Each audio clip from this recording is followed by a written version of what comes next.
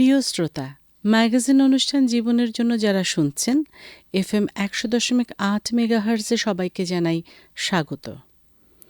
বর্তমান প্রজন্মের মধ্যে মেয়েদের ঋতুচক্র বা মাসিক নিয়ে যে ধরনের আচরণগত বৈষম্য আছে তা ভাঙতে শুরু করছে আজকের পর্বে প্রজনন স্বাস্থ্য সেবা। উপস্থাপনায় আছি আমি সোহানা ইসরাত। ম্যাগাজিন অনুষ্ঠান প্রচারিত হচ্ছে শিশু ও নারী উন্নয়নে সামাজিক সচেতনতামূলক কার্যক্রমের আওতায় ইউনিসেফের সহযোগিতায় বাংলাদেশ বেতার কক্সবাজার কেন্দ্র থেকে। এই অনুষ্ঠান রেডিও সেটে এবং মোবাইল ফোনে শুনতে টিউন করুন FM 100.8 মেগাহার্জে। শ্রোতা বন্ধু, আজকে যাদের জন্মদিন সকলকে জানাই শুভেচ্ছা। প্রিয় শ্রোতা, ঋতুচক্র মেয়েদের কাছে মাসিক, পিরিয়ড, হায়েজ নামে পরিচিত, যার মাধ্যমে একজন নারী সন্তান ধারণের পবিত্র ক্ষমতা অর্জন করে। মহান সৃষ্টিকর্তার এক অসীম দান। অধিকাংশ মেয়েরা আজও লজ্জায় আর নিরাপত্তাহীনতায় মাসিক চলাকালীন স্কুলে যেতে চায় না।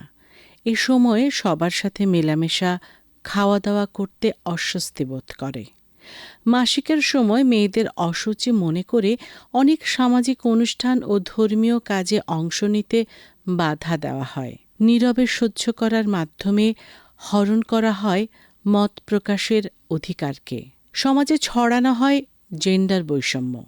তারপরও সামাজিক, ধর্মীয় ও সাংস্কৃতিক বাধা পেরিয়ে পবিত্র আর অপবিত্রের ধারণায় মাসিকের সময় মেয়েদের সাথে আচরণ কেমন হওয়া উচিত এবং ধর্মীয়ভাবে কি বলা আছে তা নিয়ে শুনুন মানুষের মতামত বা ভক্স পপ। আর এই ভক্স পপটি ধারণ করেছেন রোজিনা আক্তার রোজি। প্রিয় শ্রোতা, মাসিক মেয়েদের শরীরের স্বাভাবিক এক প্রক্রিয়া এবং প্রাকৃতিক রক্ত, আঘাত বা অন্য কোনোভাবে আসা রক্ত নয়। এখনও কোনো মেয়ে যদি স্যানিটারি ন্যাপকিন কিনতে যায় তবে পড়তে হয় অস্বস্তিকর পরিবেশে। অনেক মেয়েরা আজও কোনোভাবে কাপড় বা তুলা দিয়ে রক্তক্ষরণ সামলাতে বাধ্য হন। যারা ন্যাপকিন ব্যবহার করেন তাদের মাসে 60 থেকে 100 টাকা পর্যন্ত খরচ হয়, যার সামর্থ্য অনেক পরিবারের মেয়েদের থাকে না। আবার সবার থেকে গোপন করার শিক্ষা তো ছোট থেকেই তাদের দেওয়া হয়। চিকিৎসকদের মতে নোংরা থাকলে মেয়েদের প্রজননের মুখে বা জরায়ুতে এবং প্রস্রাবের রাস্তায় বিভিন্ন রোগ হয়। মাসিক নিয়ে নীরবতা ভেঙে কিভাবে ইতিবাচক আচরণ গড়ে তোলা যায় সেই মতামত বা ভক্স পপ ধারণ করতে মাঠ প্রতিবেদক হিসেবে আমি রোজিনা আক্তার রোজি এসেছি কক্সবাজারের রাম উপজেলার বিভিন্ন গ্রামে। চলুন তাহলে শোনা যাক তাদের মতামত নিয়ে ভক্স পপ। মাসিকের সময় কোন কাজগুলো বন্ধ রাখতে হয়, কেন রাখতে হয়, জানাচ্ছে একজন কিশোরী। আসসালামু আলাইকুম, আমি একজন কিশোরী। আমাদের ইসলাম ধর্মে আছে যখন মাসিক হয় তখন আমাদের ধর্মীয় কাজগুলো থেকে বিরত থাকতে হয়। এটা আমাদের কোরআন হাদিসে আছে, যেমন নামাজ, রোজা, পবিত্র কোরআন তেলাওয়াত, এই ধরনের ধর্মীয় কাজগুলো বন্ধ রাখতে হয়। আর এছাড়াও আমাদের সহপাঠীরা যারা বিভিন্ন অন্য ধর্মের আছে তারাও নাকি তাদের পিরিয়ড বা মাসিকের সময় ওদের ধর্মীয় গ্রন্থগুলা, ওদের ধর্মীয় কাজকর্ম থেকে ওরা বিরত থাকে। এটা আমাদেরকে শেখানো হয়েছে যে যখন মাসিক বা পিরিয়ড হবে তখন ওই ধরনের আমাদের ধর্মীয় কাজগুলো করা যাবে না, এটা করলে গুনাহ হবে। তখন নাকি মেয়েরা নাপাক থাকে, সেজন্য ধর্মীয় কাজগুলা থেকে বিরত থাকতে হয়, দূরে থাকতে হয় আর কি। মেয়েদের মাসিক বা ঋতুস্রাব হলে বলা হয় কোনো বাইরে যাওয়া যাবে না, কোনো কিছু ধরা যাবে না, ছোঁয়া যাবে না, ধরলে সেটা নাপাক হয়ে যাবে, এসব কুসংস্কার মানা হয়। কিন্তু অনেকে বুঝতে চায় না যে মেয়েদের এটি একটি সাধারণ বিষয়, এটি প্রাকৃতিকভাবে হয়ে থাকে। কিন্তু আমাদের সমাজে এবং পরিবারে এটা নিয়ে অনেক ভুল ধারণা এখনো দেখা যায়। সেজন্য এই ভুল ধারণা ভাঙার জন্য সবাইকে সচেতন হতে হবে। পরিবার এবং সমাজের সকলকে এই বিষয়টি স্বাভাবিকভাবে নিতে হবে। একজন মেয়ে যেন এই সময় স্বাভাবিক জীবনযাপন করতে পারে, তাই সবাইকে তাকে সহযোগিতা করতে হবে। এ সময় যেন একজন মেয়েকে কেউ অবহেলা করে দূরে ঠেলে না দেয়। এজন্য এই বিষয় নিয়ে আমাদের সবাইকে সচেতন হতে হবে। একজন কিশোর হিসাবে আমি মনে করি মেয়েদের যে মাসিককালীন পিরিয়ড হয় এই সময় অনেকেই অস্বস্তিতে থাকে, কারণ আমাদের সমাজে যুগ যুগ ধরে এটা প্রচলিত হয়ে আসছে যে এটা একটি গোপন বিষয়। এই কারণে সবাই সবার কাছে বলতে স্বচ্ছন্দ বোধ করে না। বিশেষ করে পরিবারে এই সময় মেয়েকে আলাদা করে রাখা হয়, তাকে বোঝানো হয় সে অপবিত্র এবং সে যাতে কারোর সাথে না মিশে। এতে করে মেয়েটি পরিবার, বন্ধু বান্ধব, আত্মীয় স্বজন এবং তার সহপাঠীর কাছ থেকে সে বিচ্ছিন্ন হয়ে পড়ে। এর জন্য সে মানসিকভাবে খুব দুর্বল হয়ে পড়ে এবং নিজেকে একা ভাবতে শুরু করে। এই সময় যদি সে সবার সাথে খেলাধুলা, কথাবার্তা এবং তার স্বাভাবিক জীবনে চলাফেরা করতে পারতো, তাহলে সে এই সমস্যাটা থেকে সে খুব তাড়াতাড়ি বের হতে পারতো এবং স্বাচ্ছন্দ্যে স্বাভাবিকভাবে জীবন চলাফেরা করতে পারতো। কারণ এই সময়টা একটি মেয়ের কাছে সবসময় তার একটা স্বাভাবিক ব্যাপার। এই সময়টা আসলে সবাই কুসংস্কারের কারণে একটা ভীতিকর পরিবেশের সৃষ্টি করে। এই সময়টাতে যদি আমরা সবাই তাকে মানসিকভাবে এবং সহপাঠী হিসাবে সময় দেই, ভাই হিসাবে, বন্ধু হিসাবে সবাই তাকে সময় দেই, তাহলে সে খুব স্বাভাবিকভাবে এই সময়টা কাটিয়ে উঠতে পারে। এই সময় যদি আমরা তাকে সব কাজে অংশগ্রহণের সুযোগ দিই, তাহলে এই সময়টা সে খুব ভালোভাবে কাটিয়ে উঠতে পারবে এবং সে স্বাভাবিক থাকতে পারবে। যদি এই সময় সে সবার সাথে স্বাভাবিকভাবে না মিশতে পারে, তাহলে তার মানসিকভাবে সে অনেক ক্ষতিগ্রস্ত হবে। একজন মা জানাচ্ছেন এই কিশোরীর যে মাসিককালীন অবস্থা, সেক্ষেত্রে তার কি মতামত? আমরা সবাই জানি এই মহিলাদের অর্থাৎ মেয়েদের যে নিয়মিত মাসিকটা হয় ওটা আসলে একটা প্রাকৃতিক ব্যাপার, কিন্তু আমাদের মধ্যে সবসময়ই দেখা যায় কি যে আমরা এখনও সচেতন হতে পারিনি। আমরা এখনও এই আমাদের মেয়ে শিশুদের যারা মাসিক হচ্ছে তাদের কাপড়গুলা রোদে শুকাতে দিলে সবাই দেখবে, লুকিয়ে শুকাতে দাও। তারপর বলা হয় কি যে তুমি অপবিত্র দিকে এসো না, তুমি ওই বড়দের জন্য ভাত বাড়া হয়েছে, ডাইনিংয়ে ভাত সাজানো হয়েছে, তুমি ধরবে না, কারণ খাবার অপবিত্র হয়ে যাবে, তুমি দূরে দূরে থাকো। মানে মনে হচ্ছে যেন একটা অস্পৃশ্য, ওর থেকে জীবাণু বের হয়ে আসছে। তাহলে এই সময়ে এসে, এই যুগে এসে যদি আমরা এই দূরে যা এই অস্পৃশ্য, তুমি অপবিত্র, তাহলে ওর মানসিক অবস্থার জন্য কিন্তু যথেষ্ট পরিমাণে এটা বিরূপ প্রতিক্রিয়া ফেলে। এই জিনিসটা আমাদের চিন্তা করতে হবে। একটা মাই পারে, কিন্তু যেহেতু আমারও একজন মেয়ে শিশু আছে আমি জানি, তাহলে ও নিয়মিত কিন্তু মাসিক হচ্ছে, ওকে আমি বারবার সচেতন করেছি, এটা স্বাস্থ্যসম্মত ব্যাপারগুলো ওকে আমি জানাতে সাহায্য করছি। কারণ একজন মাই পারে কিন্তু একটা পরিবারের সমস্ত মেয়ে শিশুকে সচেতন করতে। একজন মা যদি তার মেয়ে সন্তানকে সচেতন করে, এক এক করে কিন্তু পুরো বাংলাদেশের সমস্ত মেয়েরাই কিন্তু সচেতন হবে, প্রতিটা পরিবারই সচেতন হবে। তাহলে আমাদের মাথায় রাখতে হবে কি, আমাদের এই যুগে এসে এই সমস্ত কুসংস্কার থেকে দূরে থাকতে হবে, জানাতে হবে কি এটা প্রাকৃতিক ব্যাপার। এখানে আমরা যত স্বাস্থ্যসম্মত উপায় ব্যবহার করব, যত ওদেরকে মানসিক চাপ মুক্ত রাখবো, ততই কিন্তু আমাদের মেয়ে শিশুরা আগামীর জন্য লড়তে পারবে, ওদের মধ্যে মানসিক শক্তি তৈরি হবে। একজন সচেতন বাবা তিনি জানাচ্ছেন এই সময়ে আসলে তার কিশোরী মেয়েটিকে তিনি কিভাবে হীনমন্যতা কাটিয়ে উঠতে সহযোগিতা করেন। আমাদের প্রচলিত সমাজ ব্যবস্থার কারণে আমাদের কিশোরী মেয়েরা একটা সময় গিয়ে যখন 12-13 বছর হয়, তখন তার মিনস্ট্রুয়ালের কারণে সে হীনমন্যতায় ভোগে। আমার মেয়েরও একই সমস্যায় আমি ভুগতে দেখেছি, কিন্তু আমি বাবা হিসেবে মনে করি এটা একটা প্রাকৃতিক বিষয়, এটা একটা স্বাভাবিক বিষয়। সেটা স্বাভাবিক বিষয় হিসেবে মেনে নিয়ে যদি আমরা তাকে তার হীনমন্যতা কাটাতে, তার লুকিয়ে থাকার একটা যে ভাব, সেটা থেকে কাটিয়ে তাকে আমরা যদি সহযোগিতা করি, বন্ধুমূলক হিসেবে প্রাকৃতিক বিষয়টা যদি তাকে আমরা বোঝাতে সক্ষম হয়, আমরা মা বাবা হিসেবে, তাইলে মনে হয় একটা স্বাভাবিক জীবনযাপন করতে সে উদ্বুদ্ধ হবে। সে স্বাভাবিক খেলাধুলা থেকে শুরু করে নিত্য নৈমিত্তিক কাজগুলো সে করে নিবে। এটাই আমাদের উচিত বলে আমি মনে করি। এবং বাবা হিসেবে আমরা যেন দূরে না থাকি, আমরা যেন তার কাছে থাকি, বন্ধুর মতো হয়ে তাকে যেন সমস্ত কাজে আমরা সহযোগিতা করি। বাবা হিসাবে আমি সেটাই মনে করি। আমি একজন মুরব্বী হিসাবে বলতেছি, মানে আমাদের দেশে মেয়েদের মাসিক হলে কোনো কাজকর্ম করতে দেওয়া হয় না, তাদেরকে কোনো কাজকর্ম করতে দেওয়া হয় না, তাদেরকে অপবিত্র মনে করে। ধর্মীয় আচার অনুষ্ঠান থেকেও তাদেরকে দূরে রাখা হয়। ঘরে এবং কোনো সামাজিক কাজকর্মেও তাদেরকে যেতে দেওয়া হয় না। মনে করে মাসিক হলে মেয়েদেরকে অপবিত্র মনে করা হয়। তাদেরকে সামাজিক কোনো কাজকর্ম করতে গেলেও তাদেরকে অপবিত্র মনে করা হয়। কিন্তু এই ধারণা আগে ছিল, এখন মানুষের চিন্তাধারা অনেক বদলে গেছে। মানুষে বুঝতে পারে মেয়েদের মাসিক হওয়াটা একটা সাধারণ ঘটনা, এটা স্বাভাবিকভাবে মেয়েদের হয়ে থাকে। মাসিক হলে মেয়েরা বিভিন্ন কাজকর্ম এবং সামাজিক কাজও করতে পারবে। স্কুল কলেজে যাওয়া, পারিবারিক কাজকর্ম সবকিছু তারা করতে পারবে। এখন আস্তে আস্তে আগের সেই কুসংস্কার দূর হয়ে যাচ্ছে। তারপরেও এ ব্যাপারে সবাইকে সচেতন হতে হবে। মেয়েদের মাসিক হওয়াটা যেন মানুষে স্বাভাবিক মনে করে। পরিবারে এবং সমাজ যেন মেয়েদের এই মাসিকের অবস্থা স্বাভাবিকভাবে দেখে মেনে নিতে পারে। প্রিয় শ্রোতা, এতক্ষণ শুনলেন কয়েকজনের মতামত নিয়ে ভক্স পপ। এরপর শুনবেন শিশু অধিকার নিয়ে গান।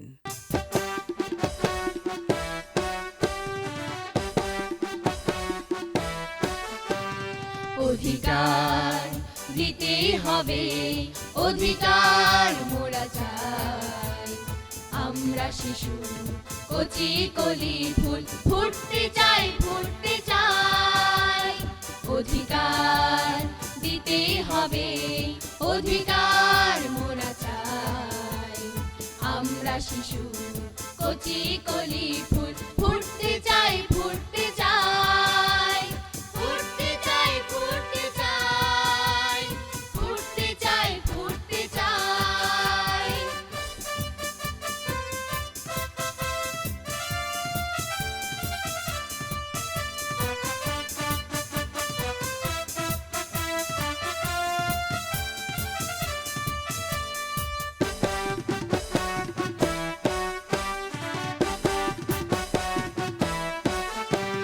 সূর্য উদয়ের সময় এখন, জাগবো মোরা বীরের মতন। সূর্য উদয়ের সময় এখন, জাগবো মোরা বীরের মতন। ছড়িয়ে যাব আলোর পথে, ছড়িয়ে যাব আলোর পথে। আমরা যে সবাই, আমরা যে সবাই। অধিকার দিতে হবে, অধিকার মোরা চাই। আমরা শিশু কচি কলি ফুল, ফুটতে চাই, ফুটতে চাই। ফুটতে চাই, ফুটতে চাই, ফুটতে চাই, ফুটতে চাই। শ্রোতা বন্ধুরা, এখন শুনবেন বিশেষজ্ঞ অতিথির কাছ থেকে নেওয়া সাক্ষাৎকার। আর সাক্ষাৎকারটি ধারণ করেছেন সুমাইয়া বিনতে কাদের।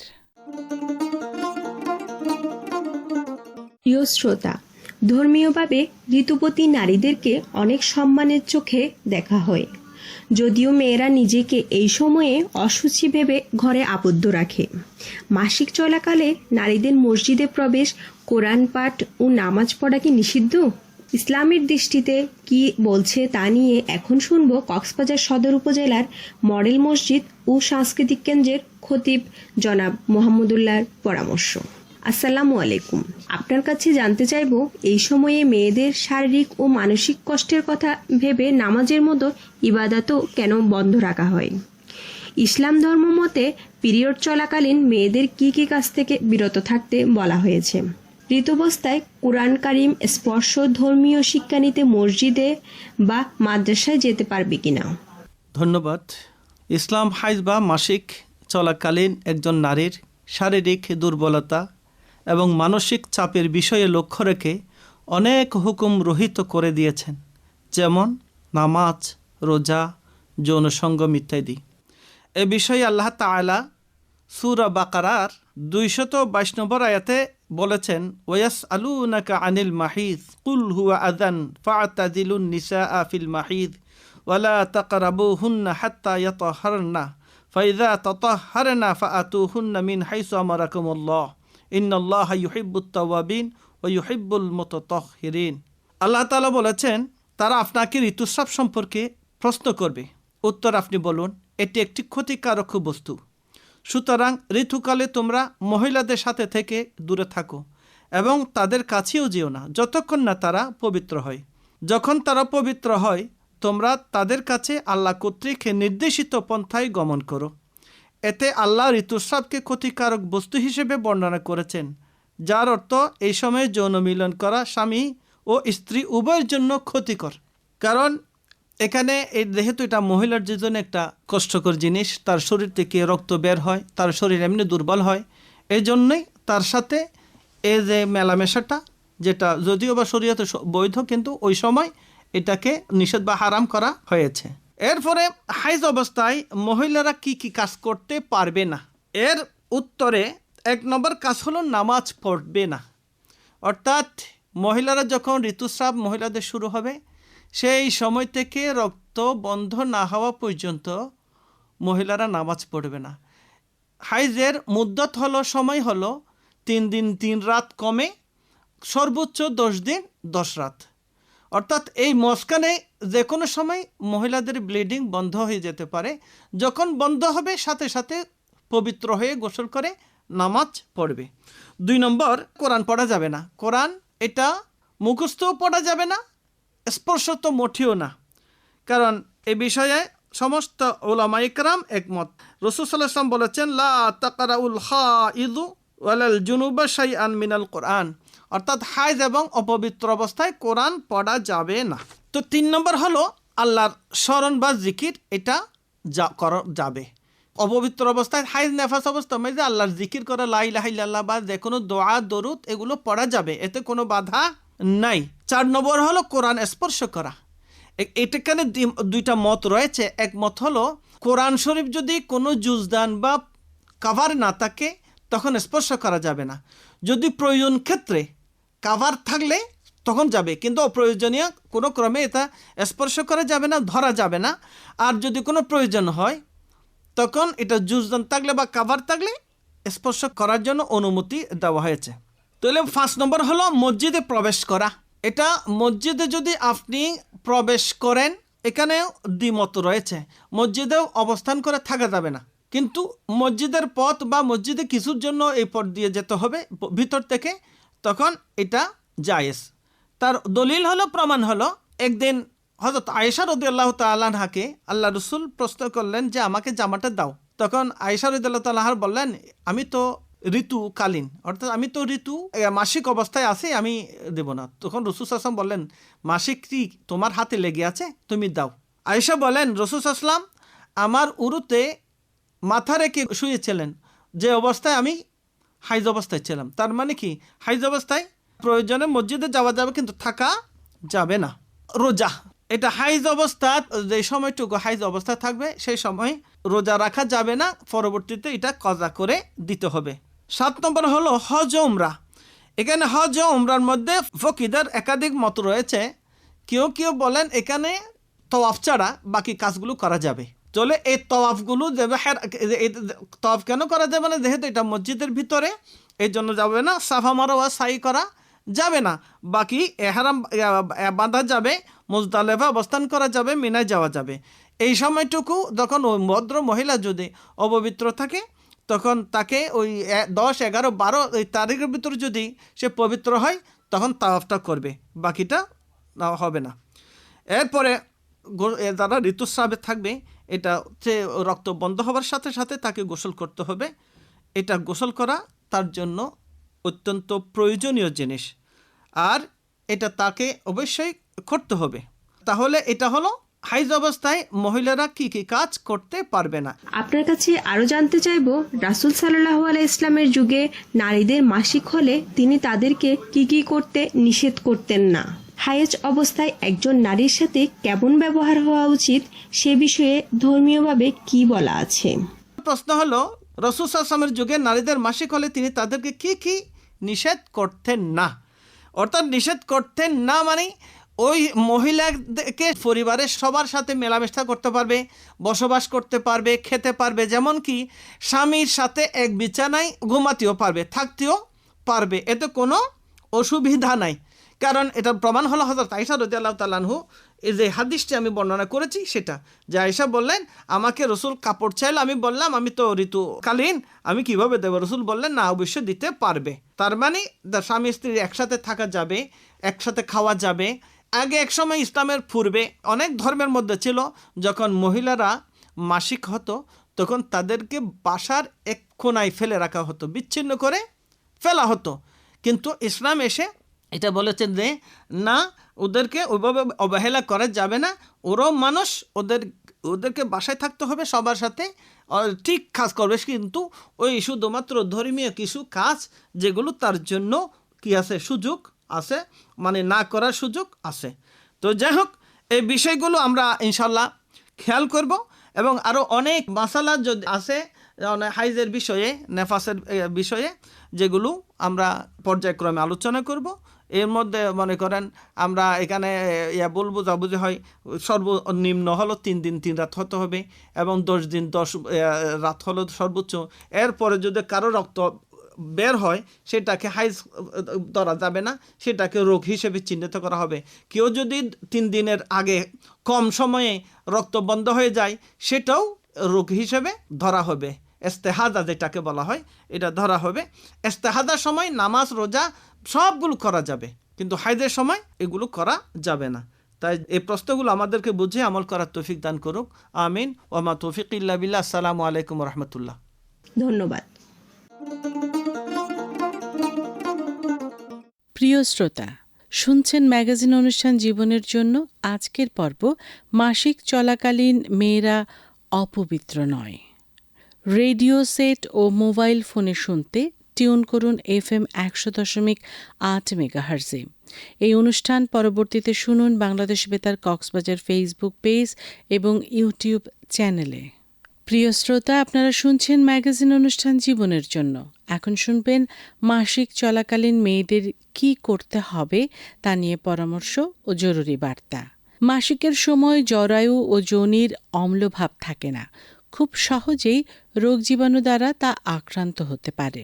তাই সব সময় পরিষ্কার ও রোগ জীবাণুমুক্ত সুতি কাপড় বা স্যানিটারি ন্যাপকিন ব্যবহার করতে হবে। নিশ্চিত হোক প্রত্যেক কন্যা শিশুর জন্য মাসিক ব্যবস্থাপনার সহায়ক পরিবেশ। প্রিয় শ্রোতা, অনুষ্ঠান সম্পর্কে সুনির্দিষ্ট মতামত জানাতে পারেন বাংলাদেশ বেতার কক্সবাজার ফেসবুক পেজে এবং ওয়েবসাইটে। কিশোর কিশোরী শ্রোতা ক্লাবের সদস্যরাও সরাসরি তাদের মতামত জানাতে পারবেন ফ্যাসিলিটেটরের কাছে।